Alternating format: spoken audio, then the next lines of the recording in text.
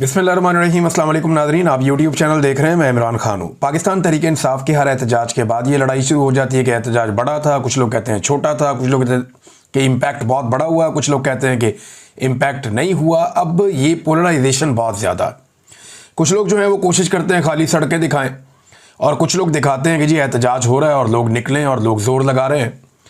लेकिन ये बाकी पॉलिटिकल पार्टीज़ के साथ नहीं होता।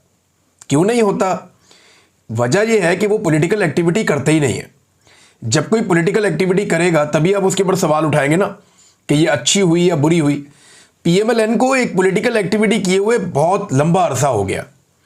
मियां नवाज शरीफ साहब जिस दिन पाकिस्तान वापस आए थे, मेरी नज़र में वो आखिरी पॉलिटिकल एक्टिविटी थी जो पीएमएलएन ने की थी, और वो भी पूरे पाकिस्तान से उन्होंने बंदे इकट्ठे किए थे और किसी की भी मियां साहब की तरफ तवज्जो नहीं थी। ना कोई बंदा मियां साहब को सुन रहा था, ना देख रहा था, ना कोई देखना चाहता था।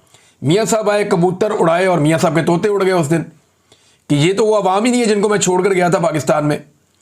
मियां साहब के पाकिस्तान से डील करके बाहर जाने और वापस आने के बीच में पाकिस्तान बहुत ज़्यादा बदल गया था। लेकिन मियां साहब को जब पता चला कि कादी फायद ईसा साहब आ गए हैं और अब बात बन गई है, तो वो इस चक्कर में वापस आ गए।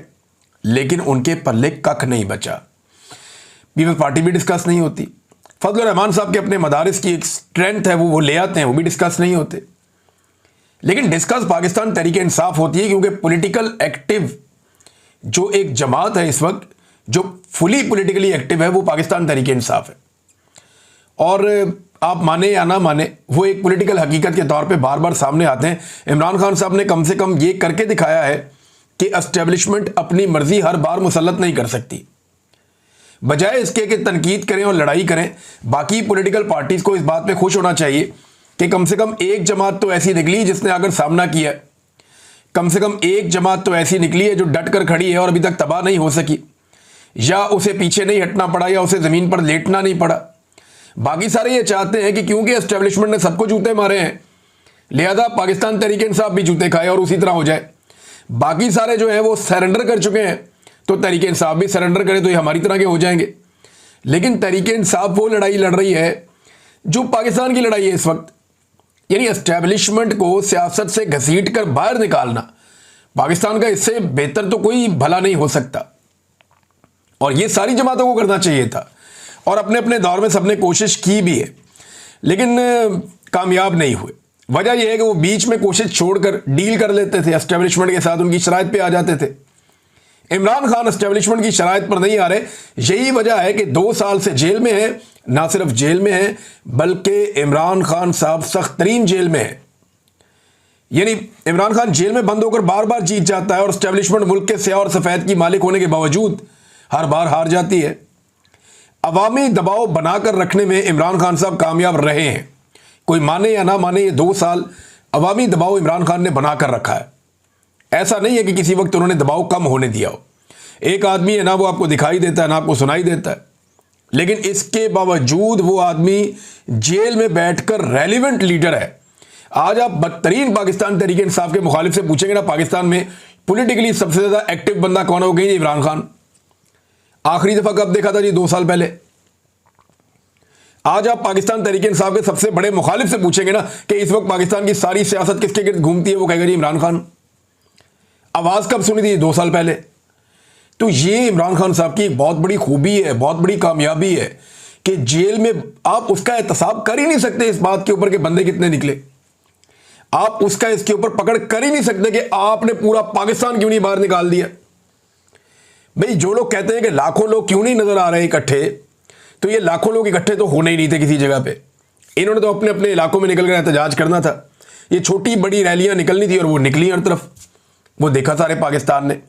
जो लोग कहते हैं कि बहुत बड़े पैमाने पर लोग इकट्ठे क्यों नहीं हुए, उनसे गुजारिश है कि ज़रा वो वहाँ पे ज़रा इजाज़त देकर तो देखें ना। इस्लामाबाद में वो जो बड़ा वाला पार्क है, वहाँ पे इजाज़त दें, फिर तमाशा देखें। ज़रा माहौल खोलें ना 2 दिन के लिए कि जनाब 2-4 दिन कोई पकड़ दकड़ नहीं होगी। पाकिस्तान तहरीक इंसाफ को खुली इजाज़त है, वो यहाँ पर आके जलसा कर लें डी चौक में, या वो पार्क के अंदर कर लें, तो आप देख लें दूध का दूध पानी का पानी हो जाएगा।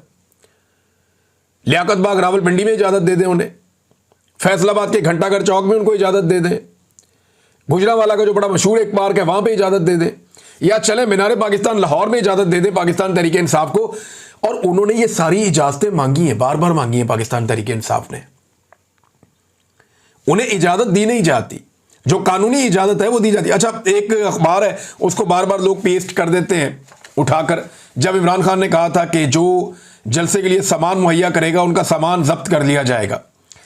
ये इमरान खान ने कोई पॉलिटिकल जलसे रोकने के लिए नहीं कहा था। ये जब कोरोना वायरस फैल गया था तब ये एडवाइजरी आई थी कि लोगों को इकट्ठा ना किया जाए, और जलसे के अंदर लोग इकट्ठे होते हैं। तो तब इमरान खान साहब ने कहा था कि जो टेंट सर्विस वाले ये सामान मुहैया करेंगे उनका सामान हम जब्त करवा देंगे, क्योंकि वायरस फैल रहा है कोरोना वायरस की वजह से। वरना जहां जहां जिस पॉलिटिकल पार्टी ने इमरान खान के दौर में जलसे की इजाजत मांगी उन्हें इजाजत मिली है। जहां जहां किसी ने लॉन्ग मार्च करना चाहा उन्होंने किया है। जहां जहां किसी ने, फजलुर रहमान साहब आगे कितने दिन बैठे रहे इस्लामाबाद में, ये PMLN भी आई, पीपल्स पार्टी भी आई, सारे आए, बार बार आए, इमरान खान साहब ने कभी नहीं रोका इन्हें। तो लेकिन इमरान खान एक डिफरेंट आदमी, बड़े महदूद ऑप्शंस के साथ इमरान खान साहब ने मुजामत करके दिखाई है। यानी आवाज़ आप नहीं सुन सकते, तस्वीर आप नहीं देख सकते, मुलाकातों पे पाबंदी है, सख्त तरीन जेल काट रहा है, लेकिन जेल में बैठ के कोई एक आदमी इतने मुश्किल हालात के बावजूद मुकम्मल तौर पर रेलिवेंट रहा तो वो इमरान खान है। ये आपको दूसरी मिसाल नहीं मिलती। यानी मुझे अच्छी तरह याद है कि जब फस्तायत का दौर था PMLN के खिलाफ, परवेज मुशर्रफ का दौर, हालांकि ये दौर उससे ज़्यादा खौफनाक है, तो तब शहबाज शरीफ ने एक दिन फैसला किया कि वो बरतानिया से पाकिस्तान आ जाएंगे।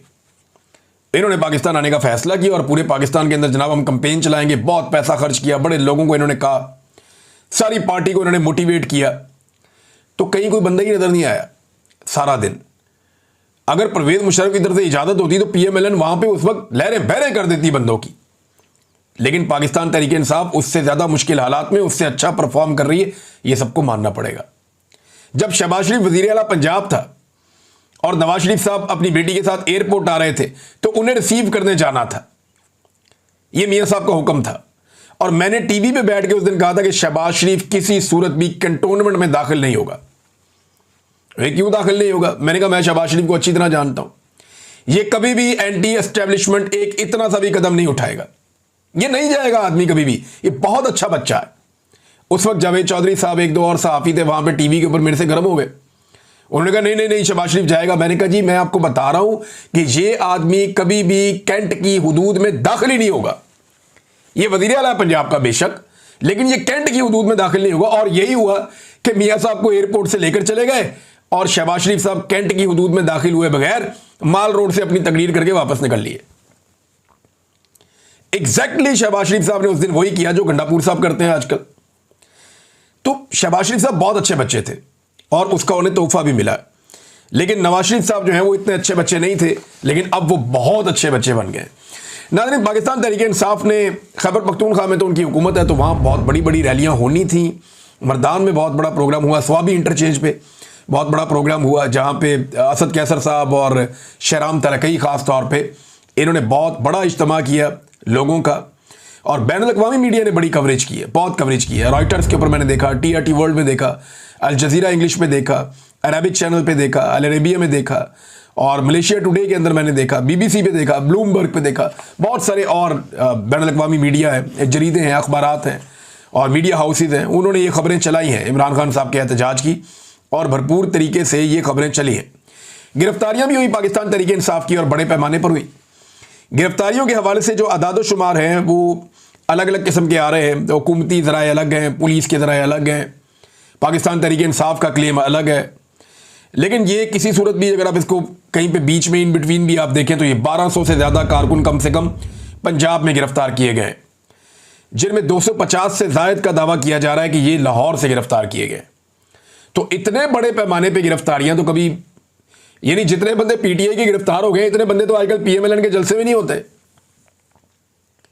जितने बंदे PTI के 9 मई से अब तक गिरफ्तार हो गए, इतना बड़ा जलसा तो नवाज शरीफ ने अपनी सारी जिंदगी में नहीं किया होगा।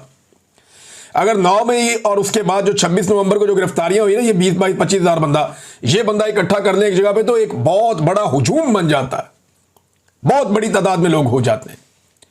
इतनी गिरफ्तारियां पाकिस्तान तहरीक इंसाफ की हुई हैं कि जितने बंदे किसी बड़े से बड़े जलसे में ये पॉलिटिकल पार्टीज नहीं निकाल सकती, ये पाकिस्तान तहरीक इंसाफ ने करके दिखाया। और बहुत बड़ी बात है जो उन्होंने करके दिखाया। गंडापुर साहब के साथ नाजरीन बहुत बुरी हुई है। गंडापुर साहब रैली के साथ आए और मैंने जो सहाफ़ी वहाँ पे मौजूद थे मैंने उनसे पूछा, मैंने कहा जी आपने क्या देखा।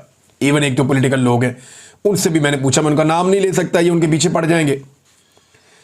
तो उन्होंने मुझे क्लियरली कहा, उन्होंने कहा जी गंडापुर साहब मौजूद ज़रूर थे, वो एक्टिविटी कर रहे थे और पॉलिटिकली एक वो फिगर है, लेकिन गंडापुर साहब को पब्लिक रिस्पॉन्ड नहीं कर रही थी उस तरीके से जैसे उन्हें किया जाता है। सोशल मीडिया पे थोड़ा बहुत उनका शबशबा चल रहा था, लेकिन गंडापुर साहब ने जब तकरीर की तो उनकी तकरीर टोटल जो है वो 1.25 मिनट से 1.5 मिनट के बीच में थी। उन्हें भी आइडिया हो गया था कि देखिए लीडर को मज़ा तब आता है जब वो बात कर रहा हो और लोग सुन रहे हो। साउंड सिस्टम था उनके पास, अगर सामने 10-20 हज़ार लोग खड़े हो जाते तो वो उनसे बात कर सकते थे, लेकिन लोग गंडापुर के कंटेनर के इर्द गिर्द आए नहीं, उनकी दिलचस्पी गंडापुर में से खत्म हो गई थी। तो गंडापुर साहब को यह सोचना चाहिए था अपने पाँव पे बार बार कुल्हाड़े मारने से पहले कि वो कुर्बान क्या चीज़ कर रहे हैं और किस चीज़ के लिए कर रहे हैं। एक वजारत आला के लिए अपनी सारा सियासी करियर, अपनी इज्जत सब कुछ दांव पे लगा रहे हैं।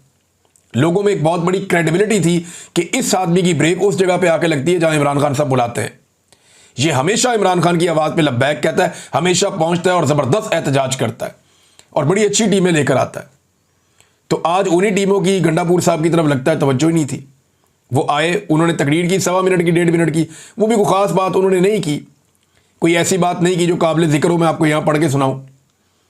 लेकिन फिर गंडापुर साहब निकल गए तो कारकुन उनकी गाड़ियों के आगे आ गए। बाद में उन्होंने कहा जी किधर जा रहे हैं आप हर दफ़ा में लेकर आते हैं और वापस हमें निकल जाते हैं, या वापस ना जाएं, आप कुछ ऐलान करें, कुछ चक्कर चलाएं। वो कारकुन ज़्यादा एक्सपेक्ट कर रहे थे जो पीछे से आ रहे थे, उन्होंने रास्ते रोक लिए। हो सकता है शरारत कर रहे हो, लेकिन फिर गंडापुर के जो गार्ड्स हैं उन्होंने कारकुनों को धक्के शक्के देके रास्ते खोले और फिर गंडापुर साहब सीएम हाउस के लिए रवाना हो गए। तो गंडापुर साहब ने जो कहा था ना कि 3 माह में अपनी सियासत छोड़ने का जो उन्होंने फैसला किया था कि अगर मैं इमरान खान को ना निकाल सका 3 माह के अंदर तो 1 महीना तो गुजर गया, तो मैं सियासत छोड़ दूंगा, सियासत का अपनी फैसला कर लूंगा, फिर मुझे कोई हक नहीं है। तो अपने आप को जो डेडलाइन गंडापुर साहब ने दी हुई थी ना, तो लगता है ऐसा ही है कि 3 माह में गंडापुर साहब को इस पर फैसला कर लेना चाहिए, क्योंकि अब आसार नज़र आ रहे हैं कि अगर गंडापुर साहब ने खुद फैसला ना किया तो जिस तरह की उन्होंने सियासत की है, इस सियासत की मौजूदगी में लोग उनका फैसला कर देंगे। देखें ना, फजलुर रहमान के भाई ने गंडापुर साहब का चैलेंज कबूल किया हुआ है। चैलेंज गंडापुर साहब ने किया था कि मेरा भाई इस्तीफा देता है, फजलुर रहमान तुम आकर उसके मुकाबले में इलेक्शन लड़ो। तो फजलुर रहमान साहब के भाई ने कहा कि मेरा बड़ा भाई क्या लड़ेगा, मैं लड़ूंगा आके इलेक्शन, तो तुम कहो अपने भाई को इस्तीफा दे आके इलेक्शन लड़े। तो उस वक्त गंडापुर साहब को बताया गया ये मजाक नहीं करना, पब्लिक अब डिफरेंट मूड में, फजलुर रहमान का भाई असेंबली में आ जाएगा इस चक्कर में। तो फिर गंडापुर साहब अपने चैलेंज से मुकर गए और उस चैलेंज के ऊपर अब वो खड़े नहीं है। नाज़रीन, ख्वाजा आसिफ साहब ने एक स्टेटमेंट दिया है, ये स्टेटमेंट बड़ा इंटरेस्टिंग है। मैं आपको पहले स्टेटमेंट पढ़ के सुनाता हूँ, फिर मैं चाहता हूँ इस पर हम थोड़ी सी बात कर लें। फिर 1-2 बैनुल-अक़वामी बड़ी इंटरेस्टिंग खबरें हैं। रशिया ने एक बहुत पुराना मुआहिदा जो 38 साल पहले हुआ था उनका अमेरिका के साथ, उसे ख़त्म किया है। क्यों किया वो बताता हूँ। और डोनाल्ड ट्रंप ने एक नई कार्रवाई डाल दी है, वो भी आपको मैं बताता हूँ। खित्ते के हालात बड़े इंटरेस्टिंग हो रहे हैं। पाकिस्तान की जो पॉलिटिक्स है उसकी वजह से मैं उस तरफ जा नहीं पाया। जो इंडिया के साथ हो रहा है, यूक्रेन और रूस के दरमियान जो हो रहा है, और जो अमेरिका इस वक्त इंटरफेयर कर रहा है इस रीजन की सियासत के अंदर, और पाकिस्तान कहाँ खड़ा है, बड़ा इंटरेस्टिंग सिनेरियो इस वक्त चल रहा है। इस पर हम बात करेंगे बाद में। लेकिन आप ये देखें, ख्वाजा आसिफ कहते हैं ब्यूरोक्रेसी पे तनकीद करते हुए, वतन अजीज की आधी से ज़्यादा ब्यूरोक्रेसी पुर्तगाल में प्रॉपर्टियां ले चुकी है। पुर्तगाल, ये इन्होंने खोला हुआ था, एक स्कीम खोली हुई थी पुर्तगाल ने कि इतने पैसे ला के इन्वेस्ट करो तो वहाँ पे वीज़ा मिल जाता था और वहाँ पे जो है आपको रेजिडेंसी मिल जाती थी। तो इससे फ़ायदा उठाया बहुत सारी ब्यूरोक्रेसी ने। पैसा इतना ज़्यादा नहीं था और ब्यूरोक्रेसी के लिए तो करोड़ों रुपया मामले कोई नहीं होता। तो ख्वाजा आसिफ ने दावा किया, ये वज़ीर दिफा है पाकिस्तान के, कि पाकिस्तान की आधी से ज़्यादा ब्यूरोक्रेसी पुर्तगाल में प्रॉपर्टी ले चुकी है और शहरियत लेने की तैयारी कर रही है। और ये नामी ग्रामी ब्यूरोक्रेट्स हैं, मगरमच्छ अरबों रुपए खाकर आराम से रिटायरमेंट की ज़िंदगी गुजारें। बुज़दार का एक करीबी तरीन ब्यूरोक्रेट, इसे मैं डोरेमोन कहता था। आपको याद होगा मेरे पुराने वीलॉग्स, मैंने डोरेमोन बताया था एक ब्यूरोक्रेट का नाम, जिसने बुज़दार के दौर में तबाही फेरी हुई थी। ये उसी की बात कर रहे हैं। बुज़दार का एक करीबी तरीन ब्यूरोक्रेट 4 अरब रुपया अपनी बेटियों की शादियों पर सिर्फ सलामियां वसूल कर चुका है। अब 4 अरब की सलामी तो नहीं देता ना कोई, कोई 100, 550, 5,000, 10,000 इतनी सलामी होती है, सज़ा क्या होती है? ये तो एक वैसे ही खुशी के लिए एक छोटी सी रकम होती है। अब इसमें 4 अरब तो कोई नहीं देता ना, तो ये ब्लैक मनी को वाइट मनी करने का भी एक तरीका है। 4 अरब की सिर्फ सलामी वसूल कर चुका है और आराम से रिटायरमेंट की जिंदगी गुजार रहा है। सियासतदान को इनका बचा खुचा खाते हैं। ये ख्वाजा आसिफ कह रहे हैं कि सियासतदान इनका बचा खुचा खाते हैं। ये ब्यूरोक्रेट इतना ज्यादा खाते हैं कि जो बच जाता है वो सियासतदान खाते हैं और चवले मारते हैं। ना प्लाट ना गैर मुल्की शहरियत, क्योंकि इलेक्शन लड़ना होता है। पाक सरजमीन को ये ब्यूरोक्रेसी पलीत कर रही है।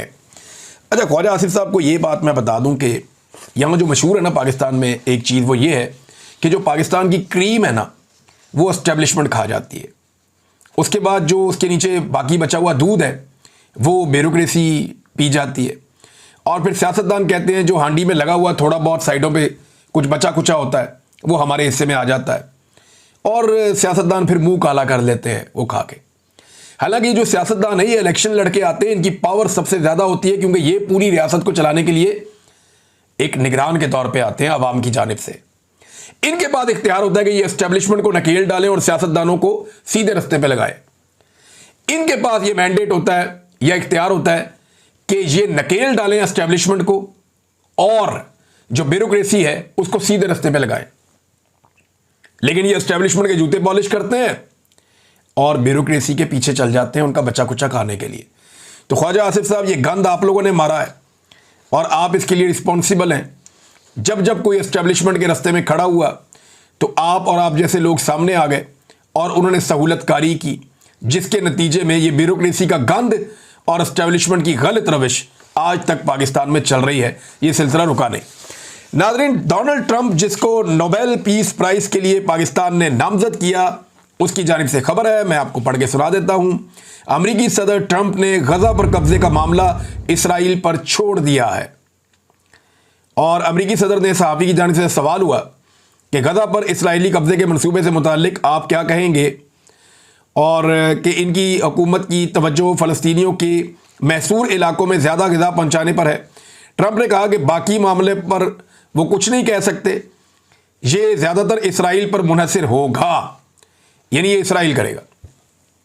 अब आप अंदाज़ा करें, इसराइल जो है वो फैसला करेगा गजा के साथ क्या करना है और इसराइल तो फैसला कर चुका है। वहाँ खबरें छप चुकी हैं पहले ही और बाकायदा इसराइल ने एक पूरा मैप जारी किया कि वो पूरे गजा पे कंट्रोल करेंगे, कब्जा करेंगे।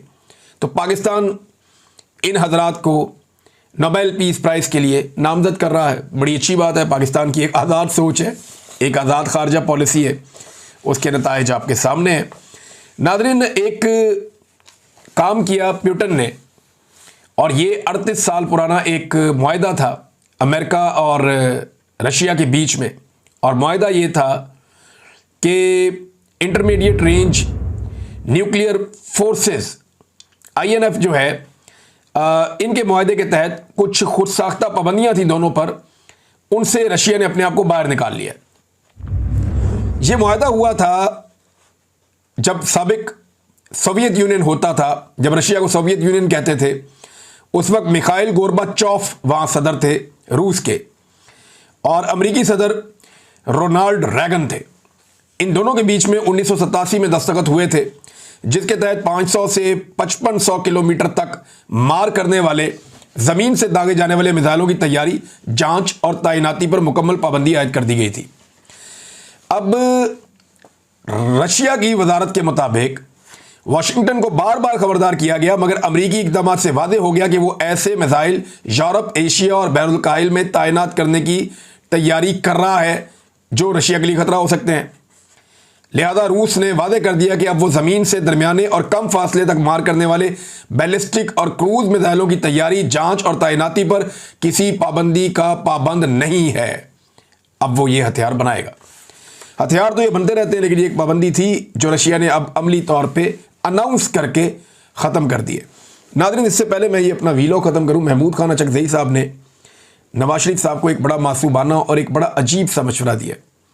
मैं वो मशवरा पढ़ रहा था और मुझे हैरत हो रही थी कि वो कितने मासूम आदमी हैं। अचकज़ई साहब कहते हैं, नवाज शरीफ से कहता हूँ कि अपने भाई को समझाएं कि इमरान खान से उनके साथियों, बहनों और बच्चों को मिलने दे, और अगर कोई बच्चों को बाप से मिलने से रोकेगा तो वो कोई जनूनी पागल होगा जिसे इंसानियत से दिलचस्पी नहीं होगी। देखें, बड़ी सादगी है आपकी। चकदेई साहब, आप नवाज शरीफ साहब से ये मुतालबा कर रहे हैं और आपको लगता है कि शहबाज शरीफ साहब ने रोका हुआ है। ये दोनों भाई न 3 में है न 13 में है। इस मुल्क का कोई फैसला करने में भी ये शामिल नहीं है। हाँ, गुनाहगार ज़रूर है हर चीज़ के लिए, ये जिम्मेदार हर चीज़ के लिए ज़रूर है, लेकिन इनका करना क्या है? इनकी तो बात ही कोई नहीं सुनता। इनकी तो इतनी औकात नहीं है कि जिस वक्त मुज़ाकरात हो रहे थे तो इन्हें कहा गया कि इमरान खान साहब से हमारी मुलाकात करवा दें पाकिस्तान तहरीक इंसाफ की जानिब से, और आप लोग भी थे, तो इन्होंने कहा जी मुलाकात करवा देते हैं, और बाद में इन्होंने हाथ खड़े कर दिए जी हम नहीं करवा सकते, क्योंकि जेल में बैठे हुए साहब जो हैं, इमरान खान साहब उन्हें कहते हैं कर्नल है वो नहीं चाह रहे थे कि मुलाकात हो। तो इस हुकूमत की इतनी सी औकात है। किस नवाज शरीफ की बात करते हैं, किस शहबाज शरीफ की बात करते हैं? जूते पॉलिश कर करके सारी पॉलिश इनके हुलिये बिगाड़ चुकी है। ये खुद को नहीं पहचान पा रहे और आप इनको कह रहे हैं कि इनके पास कोई इख्तियार है। कोई इख्तियार नहीं है। अब तक इतने ही। अपना ख्याल रखिएगा अपने इस चैनल का भी। अल्लाह हाफ़िज़।